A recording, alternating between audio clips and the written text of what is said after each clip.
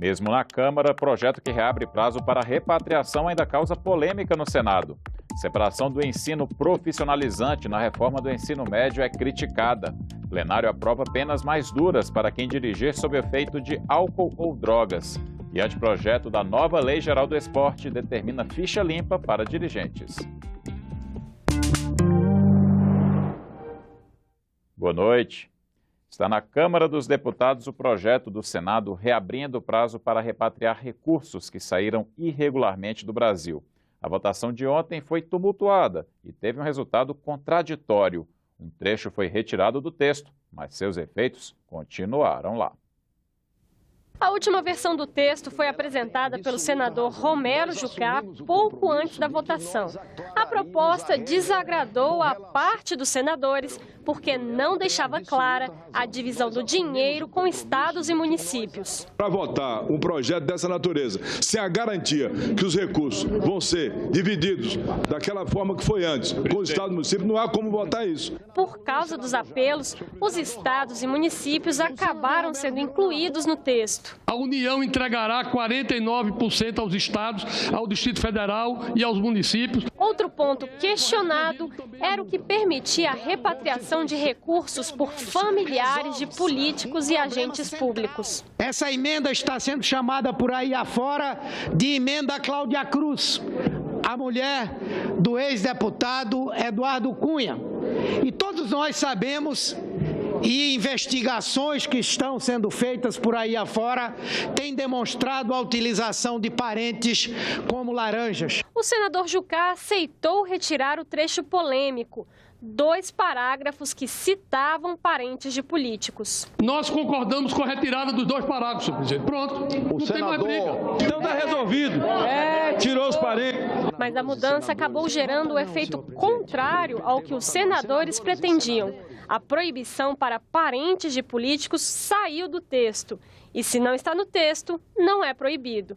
O que ficou no projeto cita apenas políticos e agentes públicos. Nesta quinta-feira, os senadores da oposição chegaram a fazer uma questão de ordem ao plenário. Quando o Senado Federal retira aquilo, a intenção dos senadores, do legislador, foi de proibir. Está muito claro. Mas o presidente Renan deu o assunto por encerrado. O que houve ontem, na verdade, é que o destaque foi posto errado. Tanto que, quando houve pressão, o senador Romero concordou com a retirada do destaque. Isso ficou na sessão de ontem. O importante é a gente olhar para frente. O projeto enviado à Câmara determina o seguinte: multa mais imposto de renda somam 35%. O novo texto também permite que pessoas que moram fora do Brasil possam recorrer ao regime de repatriação, além de estender a regra a espólio, ou seja, bens e dinheiro de herança. A nova janela de repatriação vai durar 120 dias. Nesta quinta-feira, os senadores aprovaram punição mais severa para motoristas embriagados ou sob efeito de drogas. O projeto vai para a Câmara dos Deputados. O texto determina reclusão de 4 a 8 anos para o homicídio culposo, se o motorista estiver sob o efeito de álcool ou drogas. Atualmente, a pena é de 2 a 4 anos. O projeto cria o tipo penal da lesão corporal culposa na direção de veículo, aplicada quando o motorista estiver sob o efeito de droga ou álcool e o acidente resultar em lesão corporal grave. A pena é de reclusão de 2 a 4 anos. Por emenda do Senado, o projeto exige nível 0 de uso de álcool dos motoristas.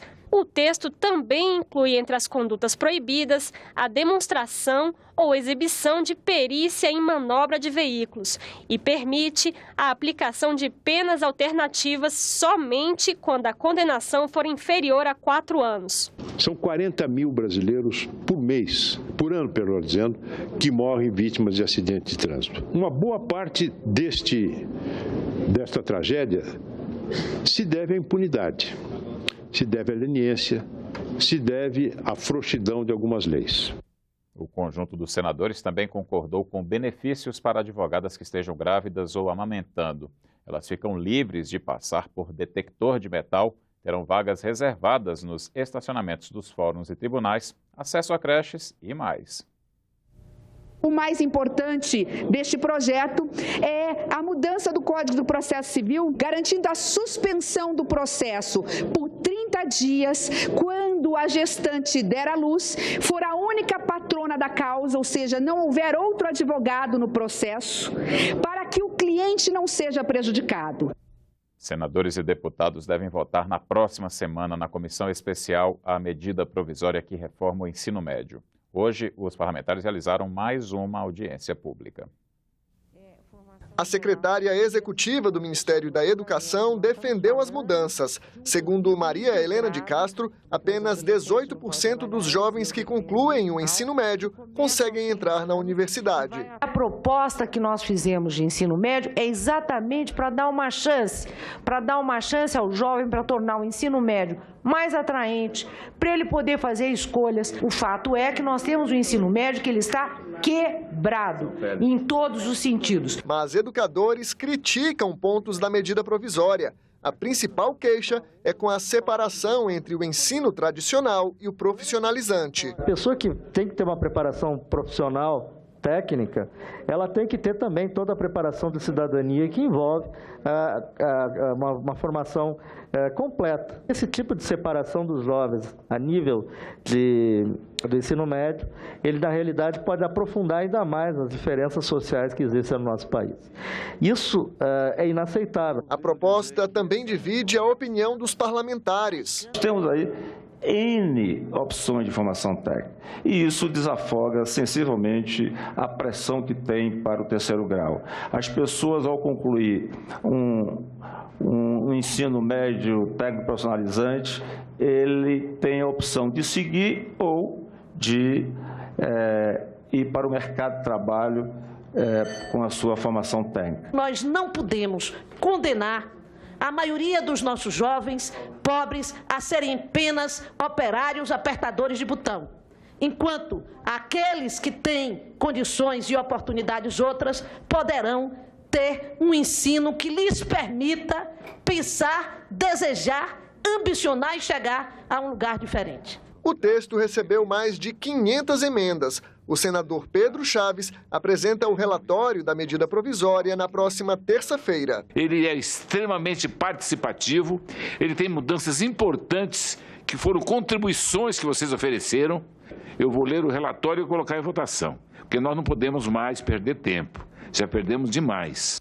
Na próxima segunda-feira, a comissão ouve pela manhã os ex-ministros da Educação, Aloysio Mercadante e Fernando Haddad. À tarde será a vez do atual ministro Mendonça Filho. A Comissão de Assuntos Econômicos debateu o projeto que permite a cessão de créditos públicos para que o governo receba antecipadamente o pagamento de dívidas parceladas. A proposta tem regime de urgência e deve ser votada em plenário no dia 29. O secretário de Fazenda do Paraná defendeu o projeto. Segundo ele, a cessão de direitos sobre dívidas não configura a operação de crédito para União, estados e municípios. Ele explicou como funcionam as operações. É uma operação que hoje já foi feita aí por vários entes. Eu apenas vou dar um pequeno exemplo aqui de como essa operação se concretiza. Você tem, por exemplo, um fluxo de parcelamento, lembrando bem que o parcelamento, a dívida já é confessada, não tem questionamento, nós estamos falando de cessão de dívida ativa, nós estamos falando de cessão de parcelamentos em que o contribuinte já confessou que deve, né, e é fatos geradores passados e fez o parcelamento disso ao longo de determinados anos. O Estado transfere R$1 bilhão, recebe 300 em dinheiro e mais 700 em debêntures. A coordenadora da Auditoria Cidadã da Dívida Pública disse que esse tipo de operação vai servir, na verdade, para gerar e mascarar endividamento. Isso vai gerar dívida pública, aliás, já é, né? Empresa estatal emitindo papel já é dívida pública. E isso vai aprofundar a financeirização no país, tá? Por conta, cada debênture que é emitida tem um seguro, tem uma série de negócios, tá, envolvidos. Arrumaram um subterfúgio ilegal, com aparência de legal, para antecipar receita e burlar a lei de responsabilidade fiscal. É equívoco achar que, ao pegar a debênture subordinada, aquilo significará uma perda de receita futura ou de uma dívida maior no momento seguinte para o erário.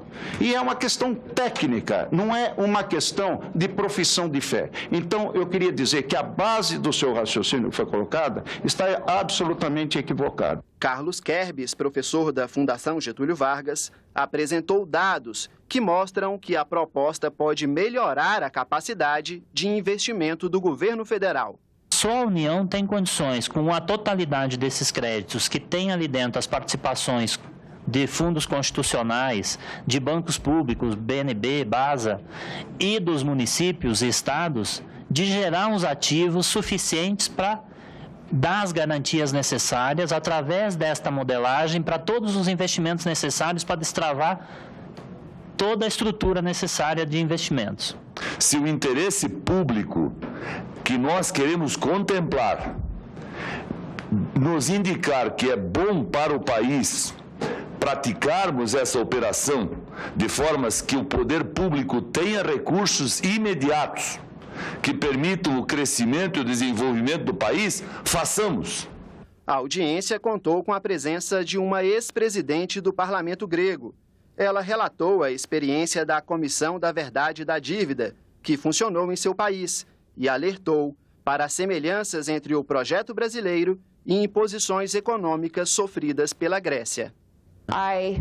Eu espero que o exemplo da Grécia sirva como um exemplo para que vocês considerem, que vocês resistam, que vocês recusem essas imposições econômicas e do FMI. Se tem uma coisa que me preocupa nessa discussão quando a gente envolve a Grécia, é o fracasso da política de austeridade que houve na Grécia e que estão querendo implementar aqui no país com a violência gigantesca.